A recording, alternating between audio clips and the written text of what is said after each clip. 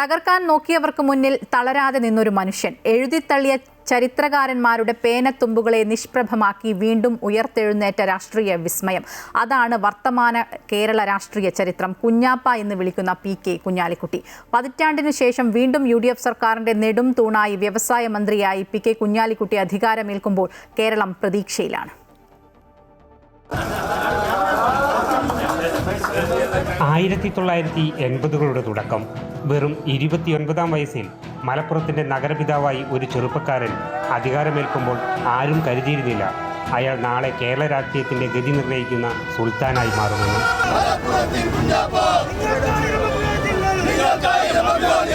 പാണക്കാട് പൂക്കോയ് തങ്ങളുടെയും ശിഹാബ് തങ്ങളുടെയും തണലിൽ വളർന്ന ആ യുവാവ് മലപ്പുറത്തിൻ്റെ മണ്ണിൽ ലീഗ് രാഷ്ട്രീയത്തിൻ്റെ ഹൃദയമിടിപ്പായി മാറാൻ അധികകാലം വേണ്ടി വന്നില്ല. നോക്കുകൂലിയുടെയും സമരങ്ങളുടെയും പേരിൽ വ്യവസായികൾ കേരളത്തിലേക്ക് വരാൻ മടിച്ച കാലം മാറ്റിയെഴുതിയത് കുഞ്ഞാലിക്കുട്ടി എന്ന ഭരണാധികാരിയാണ്. പരമ്പരാഗത വ്യവസായങ്ങളിൽ മാത്രം ഒതുങ്ങി നിന്ന കേരളത്തെ ആധുനിക സാങ്കേതിക വിദ്യയുടെ ലോകത്തേക്ക് കൈപിടിച്ചു നടത്തിയത് അദ്ദേഹത്തിന്റെ ദീർഘവീക്ഷണമായിരുന്നു. കൊച്ചി ഇൻഫോ പാർക്കിന് അടിത്തറയിട്ടതും തിരുവനന്തപുരം ടെക്നോ പാർക്കിനെ ആഗോള ഭൂപടത്തിലേക്ക് ഉയർത്തിയതും സ്മാർട്ട് സിറ്റി യാഥാർത്ഥ്യമാക്കിയതും അദ്ദേഹത്തിന്റെ മാന്ത്രിക സ്പർശത്തിലായിരുന്നു. പക്ഷേ മുന്നോട്ടുള്ള വഴികൾ റോസാപ്പൂക്കൾ വിരിച്ചതായിരുന്നില്ല. കേരള രാഷ്ട്രീയ ചരിത്രത്തിൽ ഒരു നേതാവും നേരിട്ടിട്ടില്ലാത്ത വലിയ വേട്ടയാടലുകൾക്ക് അദ്ദേഹം ഇരയായി. ഐസ്ക്രീം പാർലർ എന്ന ഒറ്റ വാക്കുമതിയായിരുന്നു അദ്ദേഹത്തെ രാഷ്ട്രീയമായി ഇല്ലാതാക്കാൻ. ചാനൽ മുറികളിലും തെരുവുകളിലും അദ്ദേഹത്തിന്റെ ചോരയ്ക്കായി ആക്രോശമുയർന്നു.